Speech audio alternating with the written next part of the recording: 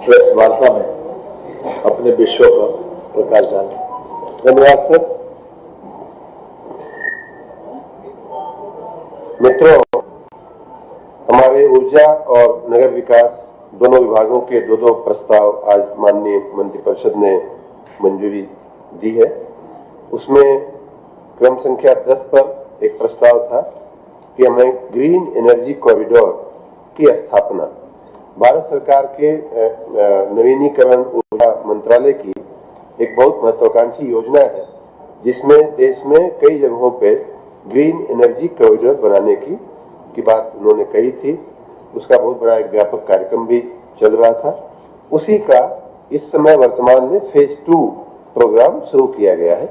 उस phase 2 programme के तहत उत्तर प्रदेश में 4000 मेगावाट की जो रिन्यूएबल एनर्जी की परियोजनाओं में से विद्युत का इवैक्यूएशन करने के लिए, विद्युत को बाहर ले जाने के लिए, खास करके बुंदेलखंड क्षेत्र में से ये योजना हम लोग लेकर के आए हैं, जिसमें 4000 में से 1800 मेगावाट के सोलर पार्क गरूठा झांसी में, ताल बेहट ललितपुर में, चित्रकूट में 600 मेगावाट के लगेंगे।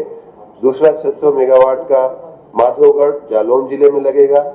उसी प्रकार 1400 मेगावाट के अन्य प्रोजेक्ट भी उसी क्षेत्र में, बुंदेलखंड क्षेत्र में लगने वाले हैं। उसके उपरांत एक और बड़ा प्रोजेक्ट 1200 मेगावाट का भी उसी बुंदेलखंड क्षेत्र में आ रहा है। इस प्रकार बहुत बड़ी क्षमता के सोलर एनर्जी के प्रोजेक्ट बुंदेलखंड में लगने वाले हैं। उसके मद्देनजर 4000 मेगावाट का ये पावर जो पैदा होगा रिन्यूएबल एनर्जी का, उसको इवैक्यूएट करने के लिए, उसे बाहर ले जाने के लिए हम लोगों ने भारत सरकार की जो ग्रीन एनर्जी कॉरिडोर की योजना है उसमें काम करते हुए एक महत्वाकांक्षी एक प्रोजेक्ट बनाए हैं, जिसकी कीमत टोटल प्रोजेक्ट कॉस्ट जो है 4786 करोड़ रुपए की आएगी और 2172 किलोमीटर लंबी ये ट्रांसमिशन लाइन और उसमें 20 सब स्टेशन भी स्थापित होने वाले हैं पूरे क्षेत्र से पावर को बाहर ले जाने के लिए।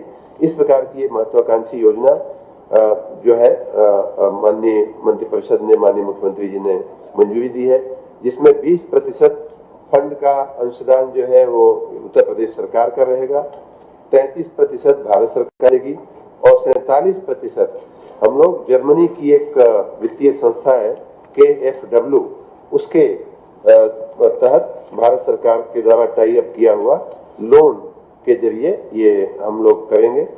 इसमें 765 केवी के का एक सब स्टेशन, 400 केवी के 3 सब स्टेशन, 220 केवी के 10 सब स्टेशन और 132 केवी के 6 सब स्टेशन लगेंगे और ये पूरी योजना आने वाले 2 से 3 साल के अंदर हम लोग पूरी इसको अमल कर देंगे।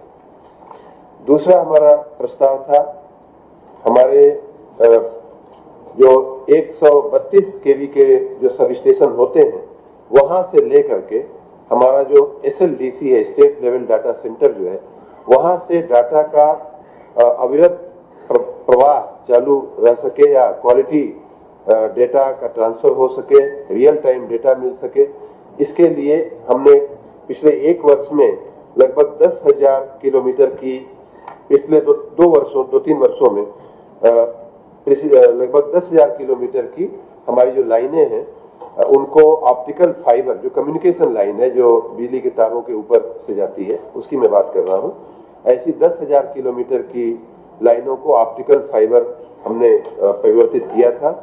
अभी का प्रस्ताव ये है कि अन्य 6,636 किलोमीटर की इस प्रकार की ऑप्टिकल फाइबर लाइन डालने और हमारे जो 132 केवी के अन्य जो सब स्टेशन हैं जिन पे अभी ऑप्टिकल फाइबर से जिनको हम कनेक्ट नहीं कर पाए थे, उनको भी हमारे डेटा सेंटर से कनेक्ट करने का ये प्रस्ताव है।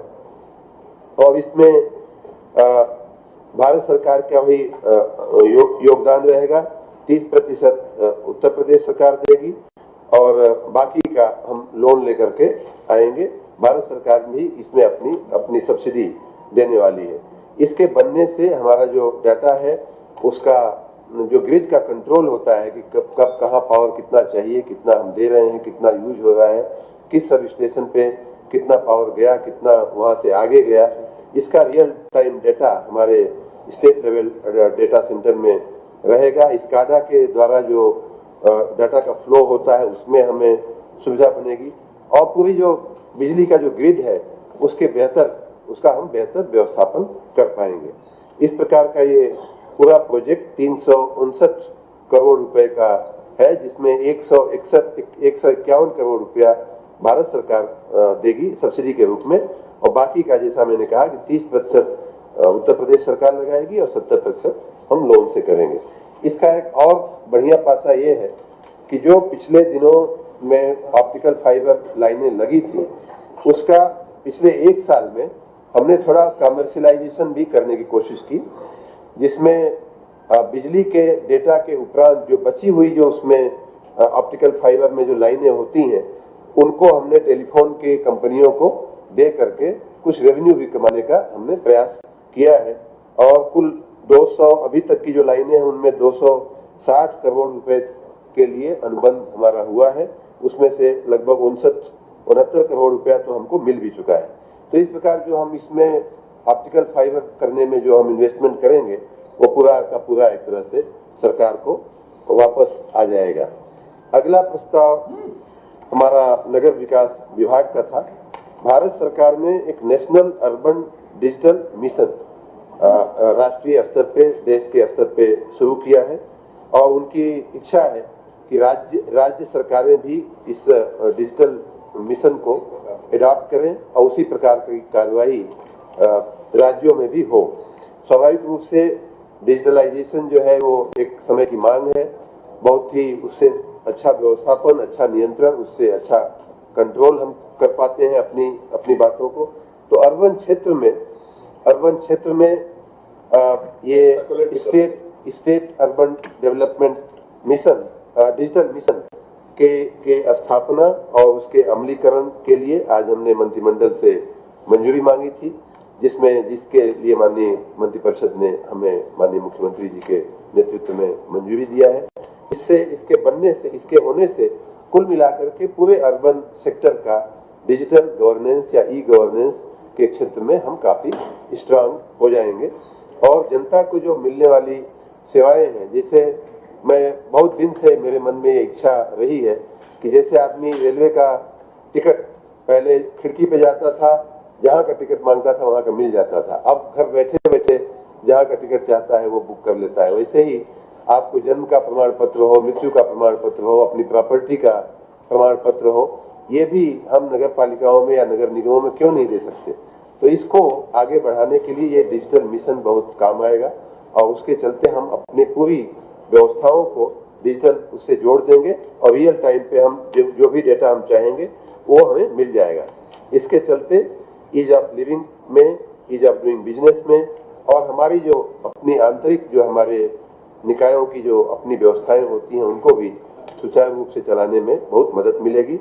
भारत सरकार इस साल के लिए 22-23 में हमें 12.5 करोड़ रुपया इसमें देने वाली है।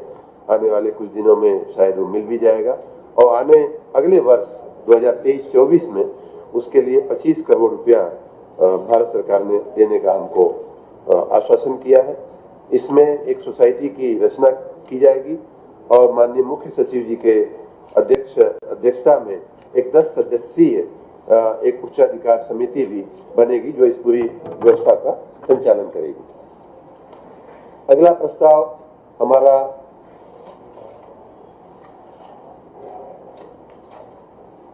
हमारे नगर निकायों के चुनाव को लेकर के था।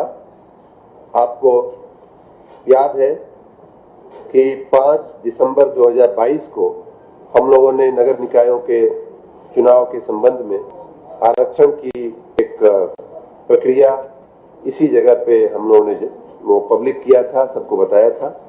उस जो आरक्षण की जो हमारी प्रक्रिया थी उसमें सभी वर्गों को समुचित आरक्षण देने की व्यवस्था की गई थी। ओबीसी को 27% और अन्य वर्गों को भी जितना संवैधानिक उनका अधिकार है वो पूरी व्यवस्था की गई थी।